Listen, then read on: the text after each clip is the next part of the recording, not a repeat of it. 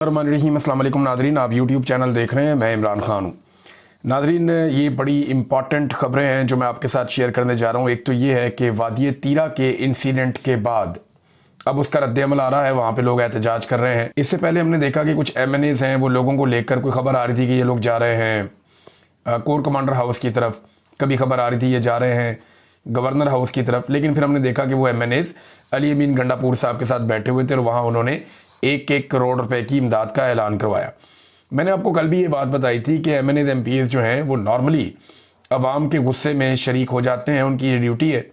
और जैसे ही अवाम उनके कंट्रोल में आती है तो फिर वो चीज़ों को ठंडा करने का काम करते हैं हर कत्ले आम के बाद। और इसी तरीके से उन्होंने फिर काम किया है जो दिखाई दे रहा है बज़ाहिर, क्योंकि अवाम तो एहतजाज कर रही है, वो तो बाज नहीं आ रहे। और वहाँ पे उन्होंने जो नारे लगाए हैं वो फ़ौज मुखालिफ नारे हैं, जर्नैलों के ख़िलाफ़, करनैलों के ख़िलाफ़ वहाँ अवाम नारे लगा रही है। और ये जो दहशतगर्दी है इसके पीछे वर्दी है, ये वाले नारे वहाँ पे लगाए जा रहे हैं। ये नारे पहले रियासत मुखालिफ ग्रुप्स लगाया करते थे और उन्हें ये करार दिया जाता था।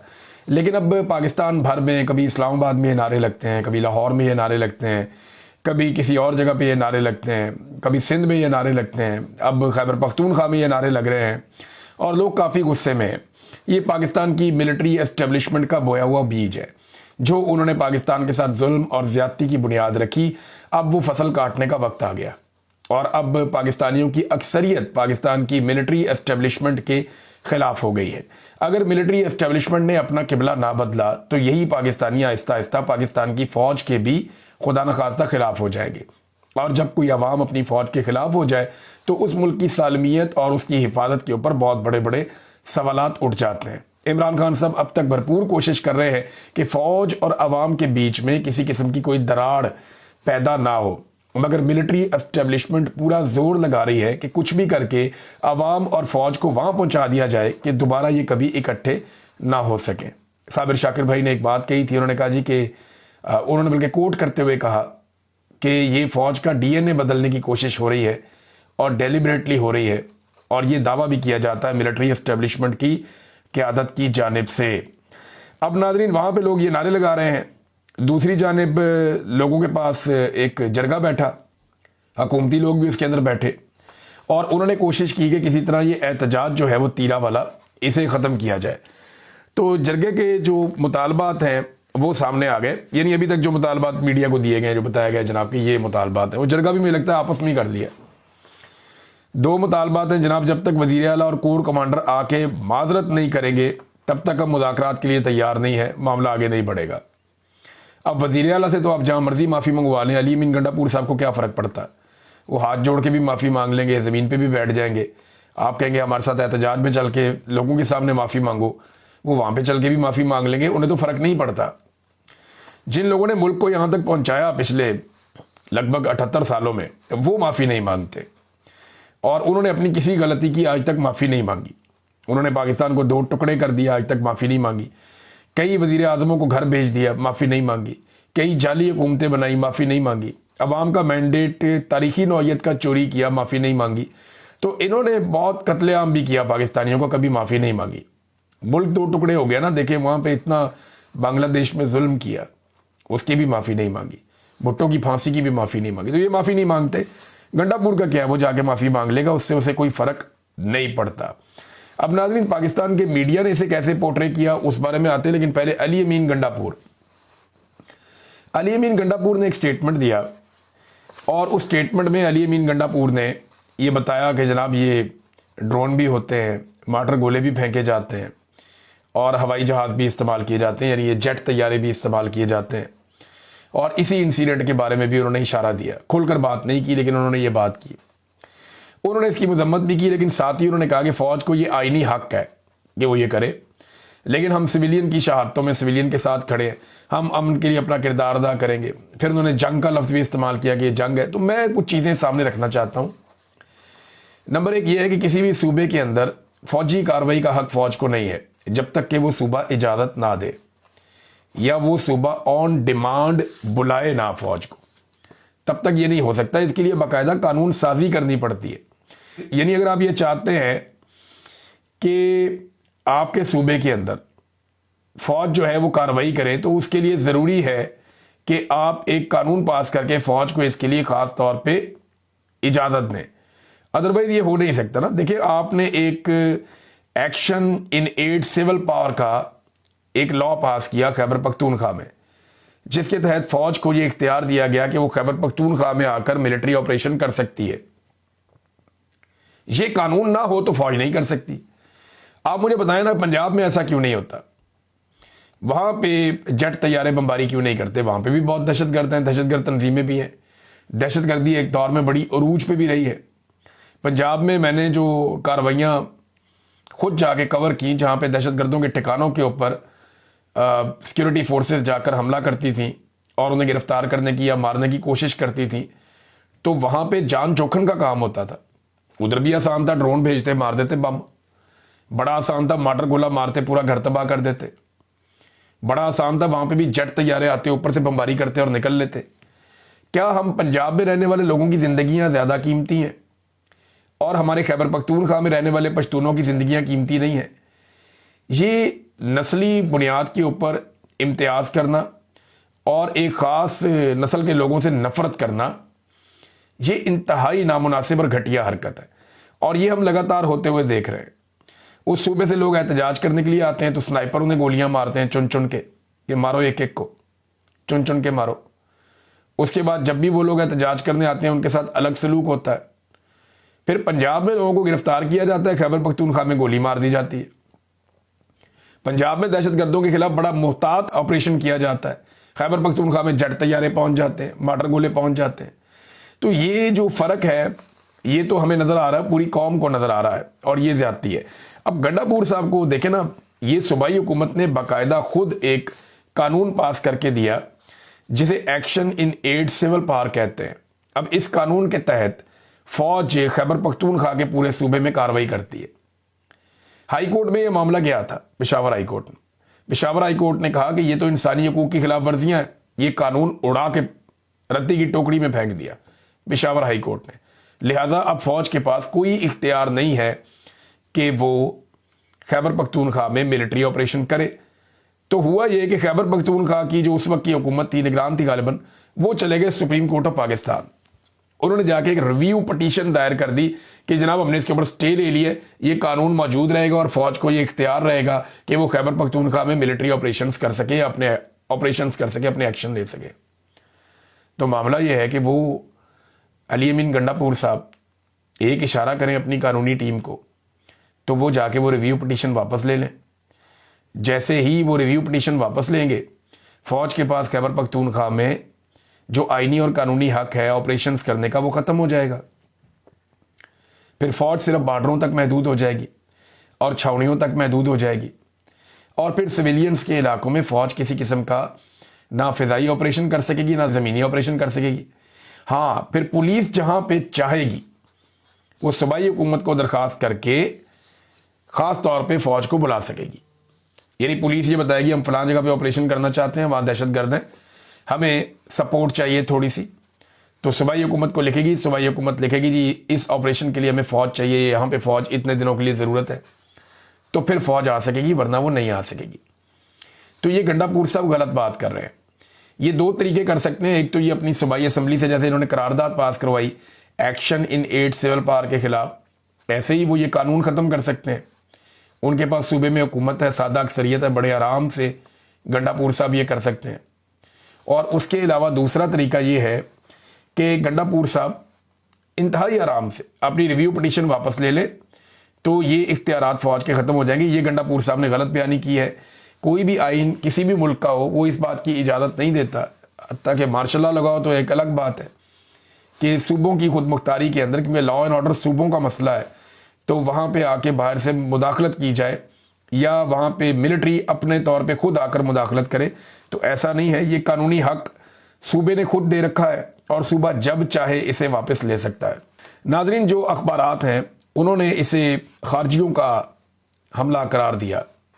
यानी मैं हैरान हो रहा था, ये जंग अखबार अगर आप देखें तो आपको अंदाज़ा हो जाएगा। वादिय तीरा ख्वारजी कमांडर के घर जखीरा बारूद फट गया, 14 दहशतगर्द हलाक, खवातीन और बच्चों समेत 10 शहरी शहीद। अब इसमें 9 तो बच्चे थे और 6 खवातीन थी। तो 9 और 6 15 तो ये हो गए। अब अगर ये जो 15 है इनके बारे में कह रहे हैं कि 14 दहशतगर्द हैं, ये 15 थे तो 10 इनमें उन्होंने करार दे दिया कि ये 10 शहीद हैं और 4 मर्द थे, 19 तो उन्होंने पहले गिनवा दिए थे वहां पे खड़े हुए एक बुजुर्ग ने। तो ये गलत रिपोर्टिंग हो रही है। मुझे अच्छी तरह याद है कि आर्मी चीफ ने एक बात कही थी और मीडिया को एक बात समझाई थी। तो ये मेरे ख्याल में बेहतरीन मौका है कि मीडिया को ये बात समझनी चाहिए कि ए ईमान वालों, अगर कोई फासिक तुम्हारे पास कोई खबर लाए तो तहकीक कर लो कि कहीं किसी कौम को अनजाने में तकलीफ ना दे बैठो, फिर अपने किए पर शर्मिंदा होना पड़े। सूरह अल-हिजरात आयत नंबर 18 ये आर्मी चीफ ने पढ़ के सुनाई थी एक दिन सोशल मीडिया के खिलाफ, और ये पाकिस्तान का इलेक्ट्रॉनिक मीडिया सुनी सुनाई खबर जो उसको बताई गई। हालांकि ज़मीनी हकायक मौजूद हैं, ऐनी शाहिदीन मौजूद हैं, असल खबर मौजूद है, लेकिन इसके बावजूद झूठी खबर चलाई जा रही है। तो आर्मी चीफ ने जो कुरान पाक की आयत पढ़ के सुनाई और उसमें से जो तशरीह बताई वो यहाँ पे पूरी सादिक आती है कि ईमान वालों, अगर कोई फासिक तुम्हारे पास कोई खबर लाए तो तहकीक कर लो कि कहीं किसी कौम को अनजाने में तकलीफ ना दे बैठो, फिर अपने किए पर शर्मिंदा होना पड़े। तो शर्मिंदा तो होना पड़ेगा। जो खैबर पख्तूनख्वा में आम शहरियों के साथ किया जा रहा है, ये पैसे दे देकर आप शायद लवाइकीन को चुप करवा सकते हैं, लेकिन खैबर पख्तूनख्वा के अंदर जो नफरत पैदा होती चली जा रही है वो नफरत इससे कम नहीं होगी, बल्कि वो नफरत बढ़ती चली जाएगी, मजीद बढ़ती चली जाएगी। जुनैद अकबर साहब ने बड़ी खरी बातें की और बहुत कड़वी बातें। उन्होंने कहा जी अफगानिस्तान की जंग में जाने का फैसला जर्नैलों और इदारे का था, और आज उन जर्नैलों के बच्चे इस जंग की वजह से अरबोपति हो गए हैं। दरियों पर बैठने वाले मौलवी इस जंग की वजह से आज महल्लात में बैठे हैं। बिल्कुल ऐसे ही सफ़ों पे दरियों पे बैठे होते थे मौलवी। इन मौलवियों के अब ये तो लैंड क्रूजरों से नीचे नहीं उतरते, अरबोपति मौलवी हो गए। बड़े बड़े महलों के अंदर ये घुस गए हैं वो मौलवी। ये सारी अफगान जंग की बरकत हैं जो इनको मिल गई हैं, जर्नैलों के बच्चों को, उनके ख़ानदानों को, उनकी नस्लों को, और मौलवियों को और उनके ख़ानदानों को और उनकी नस्लों को। जिस वक्त बाकी पाकिस्तान में इंडस्ट्री लग रही थी, उस वक्त खैबर पख्तूनख्वा में मुजाहिदीन भर्ती किए जा रहे थे। ये वो तल्ख हकायक हैं जिनसे हम नजरें नहीं फेर सकते। आज भी इसी सरजमीन को डॉलरों के लिए इस्तेमाल किया जा रहा है। ये मुराद सईद साहब बार बार इसके ऊपर बात करते हैं, इल्ज़ाम लगाते हैं, लेकिन किसी को समझ नहीं आ रही। और इसकी वजह से जो पाकिस्तान का सबसे बड़ा इदारा है फौज, जिसके ऊपर सबसे ज़्यादा बजट खर्च किया जाता है, उसके और अवाम के बीच में फासले पैदा हो रहे हैं। मिसाल के तौर पे आप आज़ाद कश्मीर में हालात चेक कर लेना। आसिम मुनीर साहब के फोटोज़ लगा के गाड़ियों पे एक रैली निकाली गई। ये रैली में अगर आप देखें ना, वो किसी ने ड्रोन से फुटेज बना ली। अब मामला ये है कि आज़ाद कश्मीर के नौजवान जो हैं वो बड़े बाशऊर हैं। अब इन्होंने तरीका ये किया था कि हम रैली निकालेंगे, सामने से फुटेज बनाएंगे, लगेगा जैसे बड़ी आवाम आ रही है। तो वो 100 बंदा टोटल नहीं निकला, और पीछे वो गाड़ियां भी आ रही हैं जिन लोगों ने ये रैली निकाली है, और उन गाड़ियों के ऊपर आसिम मुनीर साहब के फोटो भी लगे हुए हैं। अब फील्ड मार्शल आसिम मुनीर के हक में आज़ाद कश्मीर के मेन एरिया में एक रैली निकाली जाती है, और उस रैली में 100 बंदा शरीक नहीं होता, और उनमें भी सरकारी मुलाजमीन होते हैं। तो ये बड़ी अफसोस की बात है। ये फौज वहां पहुंच गई है। यानी अभी आपने देखा कि कल परसों की बात है कि 5 वज़ीर आज़म आज़ाद कश्मीर में इकट्ठे किए गए, एक मौजूदा 4 साबका, और सारी कुर्सियां खाली थी। 90% जलसा गाह खाली था। बल्कि एक ने तो ये कहा कि मैं खाली कुर्सियों से खिताब करके क्या करूं, मैं जा रहा हूं यहां से। ये हालात पैदा हो गए थे। बेड़ा गर्क हुआ इनके जलसे का जो एस्टेब्लिशमेंट ने वहां पे करवाया। अब आप देखिएगा जरा 29 तारीख को जब अवामी एक्शन कमेटी निकलेगी, आपको लग पता जाएगा। ये जितना मर्जी जुल्म करें, जबर करें, फस्तायत करें, गिरफ्तारियां करें, छापे मारें, क्रैकडाउन करें, लेकिन आप देखिएगा जब अवामी एक्शन कमेटी निकलेगी तो ये तितर बितर हो जाएंगे, नजर भी नहीं आएंगे। मैं उन्हें जानता हूं ना, अच्छी तरह जानता हूं, क्योंकि मैं उनमें से हूं, वो मुझ में से हैं। तो मैं अच्छी तरह जानता हूं कि ये कश्मीर के लोग बाज नहीं आएंगे। ये अपना हक लेंगे, आज नहीं लेंगे, कल ले लेंगे, लेकिन अपना हक बिलाखिर ये ले लेंगे। अलीमा खानम साहिबा अडयाला जेल के बाहर पहुंची। इमरान खान साहब का केस लगा हुआ था, तो वीडियो लिंक पे उन्हें पेश करने की कोशिश की गई, तो उनके वकील ने बताया जी ना इमरान खान साहब की आवाज़ आ रही थी, ना हमारी आवाज़ वहां जा रही थी। हमने कहा जी जज को हमारी बात करवाएं इमरान खान से, तो जज ने कहा जी बड़ा लिंक वीक है तो नहीं हो सकती बात।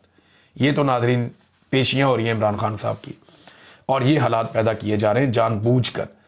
एक बंदा कहीं से मुद्दई उठता है, उठ के जाके अदालत में दरखास्त दे देता है कि जनाब इमरान खान साहब को और उनकी बीवी को तन्हाई में मिलवाया जाए, बहुत टाइम हो गया।